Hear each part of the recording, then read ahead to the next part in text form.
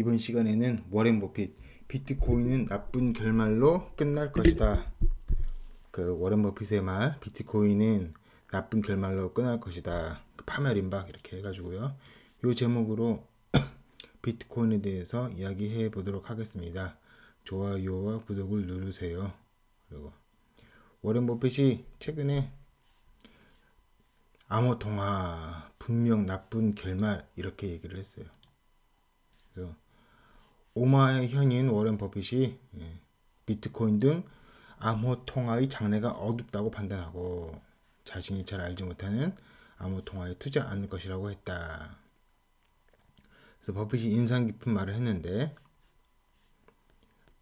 암호화폐에 대해서는 대체로 나는 거의 확신을 가지고, 그러니까 워렌 버핏이 거의 확신을 가지고 얘기했다는 거예요. 이 정도로 얘기했다는 거는 거의 확신이라는 거는 100%는 이제 말 못하는 거고 99%다. 거의 완전히 거의 확실하다. 그러니까 일반 사람들 말로는 100%야 이 정도 얘기예요. 그것이 나쁜 결말로 끝날 것이라고 말할 수 있다고 밝혔다. 그러니까 워렌 버핏은 비트코인에 대해서 굉장히 부정적으로 보고 있는 거죠. 그래서 투자도 안 했다 이렇게 얘기를 하고 있는데요. 왜 워렌 버핏은 이렇게 비트코인을 부정적으로 볼까? 저번에도 했는데 저번에도 이 표 보여드렸죠. 근데 이 표 보여드렸는데 다시 한번 보면은 비트코인은 화폐라고 하는데 화폐가 아니에요. 비트코인은 왜 화폐가 아니냐? 화폐의 주요 기능을 전부 할 수 없기 때문에 화폐가 아니라는 거예요. 미국 대공황은 보통 화폐 가치가 돈이 안 돌아서 그래서 화폐가 점점 중요해져가지고 사람들이 돈을 들고 있어가지고 그래가지고 일어난 거거든요. 그러면 화폐가치 상승해서 화폐가치 상승 때문에 미국 대공황이 일어났다 이렇게 얘기할 수 있는데, 미국 대공황 같은 일이 있을 경우 비트코인은 어떤 대책이 있을 수 있냐 이거예요. 비트코인은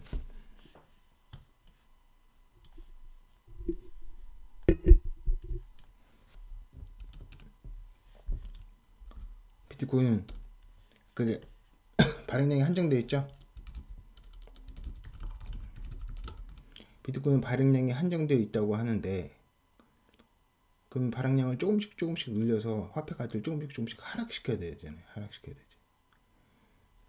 근데 하락시키지 않고 발행량이 이렇게 한정되어 있는데, 이렇게 한정되어 있으면은 화폐 가치가 떨어지지 않으니까 사람들이 들고 있을 가능성이 높잖아요. 그죠? 그러면 구분해볼게. 발행량 한정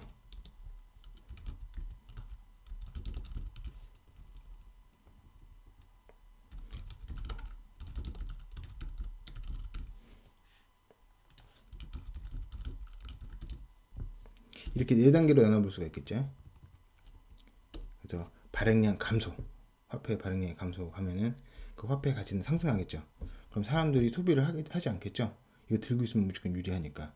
그러면 화폐의 기능을 못 하겠죠. 발행량 한정도, 발행량 감소랑 비슷하게 들고 있으면은 적어도 잃지는 않으니까, 화폐 가치가 떨어지지 않으니까 들고 있으려고 하겠죠. 그럼 화폐가 교환 기능을 상실하겠죠. 누가 아파트 같은 거 누가 살려고 하겠어요. 그냥 돈 들고 있으면 잃지는 않아 계속 들고 있자 이렇게 되겠죠. 발행량이 증가, 요게 이제 현대 사회에서 그 화폐의 기능이에요. 발행량을 조금씩 증가시키니까 사람들이 어이구 돈 들고 있으면 이거 나중에 돈 잃는 거예요. 그래서 아파트 사야 돼, 투자해야 돼, 뭐 사야 돼. 그래서 이제 경제가 굴러가죠. 그래서 발행량을 조금씩 증가시키는 게 요즘 정답인 거예요. 이걸 너무 대폭 증가시킬 경우, 그런 경우는 이제 하이퍼 인플레이션. 그래서 뭐 물건을 사러 가는 도중에 빵값이 올라가 버린다던가 그렇게 해가지고 이제 또 그건 교환 기능을 잃어버리는 거죠. 그래서 발행량을 조금씩 증가시키는 거, 요게 정답인데 비트코인은 발행량이 한정돼 있죠. 요거죠. 그러면은 화폐 기능을 못하죠. 화폐 기능을 못하고, 또한 그 비트코인이 이제 기술력에 달려 있어요. 근데 예전에 석유 같은 경우에 언제까지밖에 못 쓴다 이런 얘기 했었죠. 그렇지만 기술이 발전하고 셰일가스 나오고 그러잖아요. 그럼 비트코인도 기술에 달려있는 건데, 채굴량 같은 게 그 기술이 발전이나 뭐 해킹이나 어떤 기타 요소로 인해서 비트코인 발행량이 또 많아질 수가 있죠. 갑자기 대폭 조절 컨트롤 못한 상태에서. 그럼 이제 화폐 가치가 엄청나게 하락하게 버리잖아요. 그때 이제 대책이 뭐가 있냐는 거예요. 그 비트코인 없잖아요. 그러면 그때는 이제 독일 하이퍼 인플레이션 같이럼 돼버린다. 그리고 무엇보다 비트코인은 깜깜이 코인이잖아요. 그래서 발행과 채굴이 깜깜이고, 그래서 투명성이 없다. 그래서 기본적으로 미국 달러라고 하는 것은, 미국 달러의 신용이라는 것은 그 미국의 민주주의, 언론의 자유, 이런 투명성과 연동되는 거예요.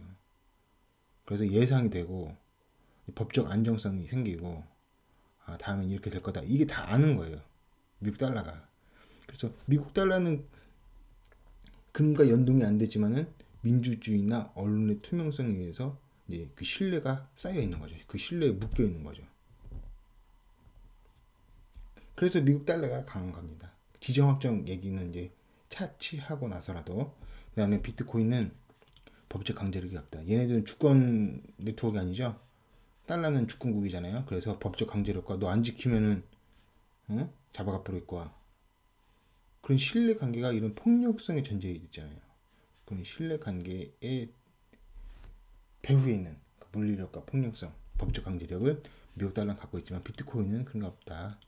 그냥 네트워크다. 이런 때문에 비트코인은 화폐라고 할 수가 없습니다.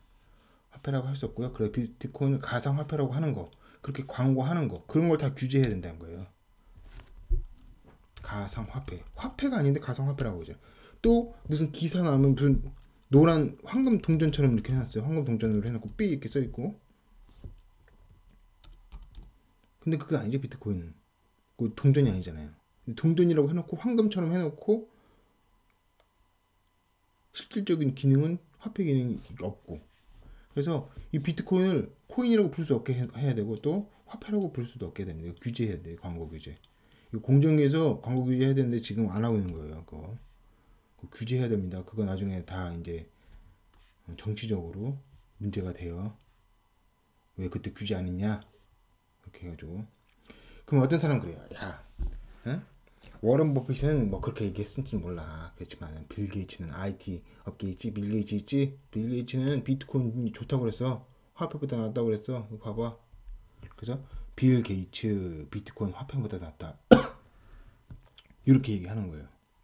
그래서 이 내용이, 이 동영상을 이제 정리한 이제 기사, 블루터 뭐 글이라고 할 수 있는데, 진짜 빌 게이츠는 가상화폐를 탄생했을까요? 빌 게이츠랑 워런 버핏이랑 친구죠? 친하죠? 그래서 전통적인 뭐 경제인은 뭐 가상화폐를 반대하는데 IT 이쪽 업체는 찬성한다, 이렇게 얘기하고 있어요. 진짜로 과연 빌 게이츠가 가상화폐를 찬성했을까요? 어떻게 생각하세요? 보면 되죠? 이제 이 내용을 확인해 봤어요. 저번에도 이거 다 얘기 나온 거예요. 잘 보세요. 이제 빌 게이츠가 인터뷰를 해요. 그래서 빌 게이츠가 자기가 최근에 금융에 관심을 가지고 있다. 빌 게이츠 씨는 왜 금융에 관심을 가지셨나요? 그러니까 가난한 사람들에게 도움을 주기 위해서인데 걔네들 은행 계좌가 없더라. 그러니까 안타깝더라. 그리고 그 은행 시스템이라는 게 수수료가 너무 높더라. 그래서 이 금융에 대해서도 어떤 혁신이 필요한 것 같더라. 이런 식으로 얘기를 했어요. 뭐 이제 요새 자선 사업하고 그러니까 이런 게 충분히 이야기할 수 있죠. 근데 이제 사회자가 그 부분에 대해 이야기하다가 송금 수수료 얘기를 한 거예요. 빌 게이츠가 그래서 디지털 혁명이 일어나고 있었는데, 사람들은 통장이 없는 사람은 있는데 휴대폰만 있더라. 그래서 이 부분으로 해서 어떻게 혁신을 가질 수 있지 않을까 생각하고 있다. 이렇게 하니까 이 사람이 그럼 그 비트코인 얘기 비슷한데요? IT 업계 디지털 혁명? 이렇게 얘기를 한 거예요. 그래서 이 사람이 그런 거예요. 혹자는 비트코인에 대해 이게 해답이라고 생각한다. 그래서 비트코인에 대해서 어떻게 생각하냐? 이게 빌 게이츠한테 딱 물은 거예요. 이때 빌 게이츠가 뭐라고 대답을 했냐? 비용을 절감할 수 있는지 잘 보여준 흥미로운 모델이다. 비트코인. 수수료 얘기하는. 수수료가 너무 높아가지고 가난한 사람들 힘들다. 그래서 이 수수료를 줄일 수 있다는 부분에서 비트코인은 괜찮다. 그런 거죠. 그래서 실제 물리적인 화폐를 옮기지 않아도 된다는 점에서, 그러니까 수수료 적다는 점에서, 수수료가 없다는 점에서, 그 점에서 일반 화폐보다 좋다라고 했죠. 그래서 A는 이거 국어잖아요, 국어, 언어요. A는 뭐뭐라는 점에서 B보다 좋다, 이렇게 얘기를 한 거예요, 빌 게이츠가 원론적으로. 그죠, 맞죠? A는 가상화폐는 화폐를 옮기지 않아도 된다는 점에서, 즉 수수료 없다는 점에서 B보다 좋다, 이렇게 얘기를 한 거예요. 요거를 어떻게 왜곡했어요? 왜곡 날조 어떻게 했어요? 사실상 날조죠. 언론 플레이라고 할 수 있는데, 비트코인 화폐보다 낫다 이렇게 얘기했잖아요. 정확히 하려면 비트코인 뭐뭐라는 점에서 화폐보다 낫다 이렇게 얘기했는데, 그거를 생략을 해버린 거예요. 그죠, 맞죠? 그러면 빌 게이츠가 진짜 비트코인은 화폐보다 낫다라고 한 건 아니죠? 엄밀한 의미에서. 왜 그러냐? 그래도 낫다고 했잖아. 아니, 뭐뭐라는 점에서 낫다고 했죠. 한정돼서. 수수료 없다는 점에서. 이게 명확하게 이해를, 예시를, 비유를 듣는 거예요. 대한민국 최고의 공격수 김신욱 있죠? 키가 198이에요. 그럼 헤딩을 엄청 잘하겠죠? 키가 크니까 머리에 다 맞추고 막. 그래서 실제로 헤딩을 잘합니다. 같은 리오넬 메시 축구 선수 있어요. 이 선수도 공격수예요. 축구를 엄청 잘하죠? 근데 키는 170이에요. 그럼 김신욱보다는 키가 작죠? 28cm나. 그럼 헤딩은 잘할까요? 잘 못할까요? 헤딩은 김신욱보다 잘 못하겠죠. 그렇지만 리오넬 메시는 공격 몸동작이 엄청 빠르고 슈팅 파워가 세가지고 골인을 잘 넣거든요. 그래서 세계 최고의 축구 선수라고 하거든요. 김신욱은 잘하는 충분히 훌륭한 선수지만은 리오넬 메시급이라고 하지는 않거든요. 그럼 보세요. 키가 크죠. 그래서 키가 크다는 점에서 김신욱이 메시보다 좋다. 이 말은 맞죠. 그죠? 김신욱이 메시보다 키가 크다는 좋다. 공중볼에 유리하니까 키 커서 메시보다 좋다. 이 말은 맞죠.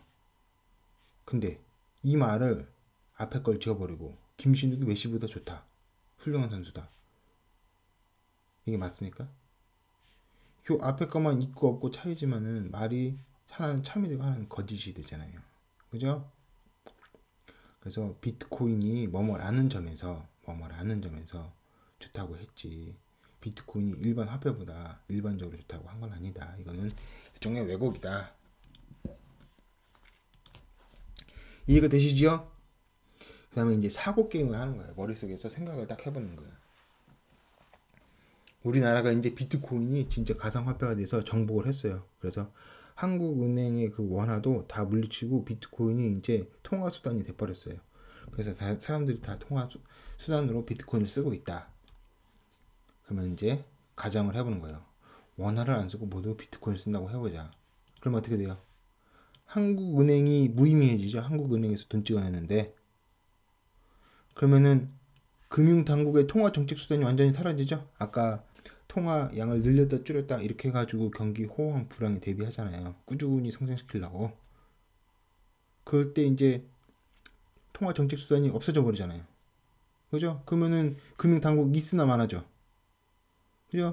그럼 주권 국가가 금융을 잘 조절해가지고 사람들 살게 행복하게 하는데 하나의 기능이, 주요 기능이 없어져 버리는 거죠. 그러면 이제 주권 국가에 대한 도전이죠. 그죠? 통화 정책 수단이 없어져 버린 국가. 이 국가가 그러면 가만히 있을 수가 있겠습니까? 가만히 있을 수가 없죠. 주권 국가는 그래서 비트코인을 규제할 수밖에 없습니다. 이렇게 없는 겁니다. 이렇게 아주 명료한 사고 실험이죠. 딱 떨어집니다. 그 다음에 그렇기 때문에 비트코인은 대폭락할 수밖에 없다. 대폭락이 상처되면 그냥 폭락할 수밖에 없다. 그 다음에 자살자가 속출되고 사회 문제, 그리고 빨리 규제를 해야 된다. 왜 빨리 규제를 해야 되냐? 정권 책임론이 대두되고 가격이 더 올랐다가 퍽 떨어지면 어떻게 되냐?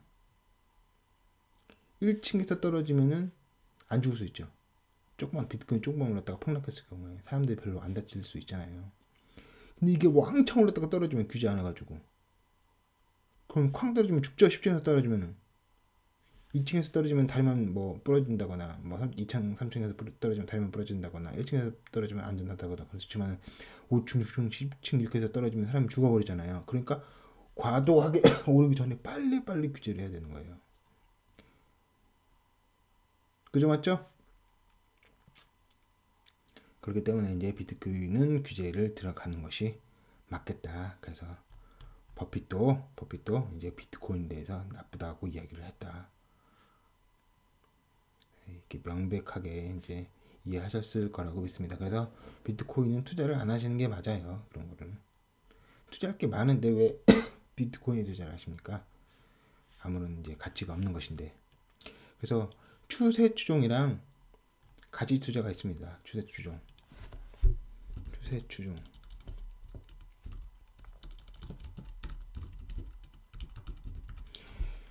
어디가 올랐다 그러더라. 그 또 올랐다더라. 그러니까 이번에 또 오르겠지. 이게 추세 추종이에요. 가치 투자는 명확하게 이것의 가치를 산정을 하고 계산을 한 다음에 그 가치보다 싼 가격에 사는 게 가치 투자입니다. 어느 게 더 바른 걸까요? 이게 가치 투자가 더 바른 거다. 추세 추종은 대세 추종 이런 거예요. 대세 추종. 오르니까 오르겠지. 이런 태도는 좋지 않습니다. 이렇게 하는 경제적으로 추세 추종을 하면은 왕따 있죠. 왕따 시키는 거 비슷한 거예요. 왜 다 걔 왕따 해야 되는데? 다 왕따 하잖아. 그러니까 왕따 해도 되지. 이렇게 된다니까요. 그래서 왕따에 대해서 본질적으로 혐오감을 느끼시는 분들은 추세 추종에 대해서도 어느 정도 혐오감을 느끼실 거라고 봅니다. 그리고 교회에서도 예수님도 근거 없이 가치는 높은 가치였는데 추세 추종이 예수님 죽이자고 그래가지고 죽였죠. 그래서 베드로도 고개 대세 추종해가지고 예수님 부인했죠. 그래서 교회 다니는 사람들은 기본적으로 추세 추종과 대세 추종에 대해서 경계심을 가져요. 그런 분들은 이제 반감을 충분히 가지실 거라고 보고 가치 투자적인 관점에서 비트코인은 가치가 없다. 결론은 비트코인은 망한다. 이렇게 되겠습니다. 이상입니다. 감사합니다.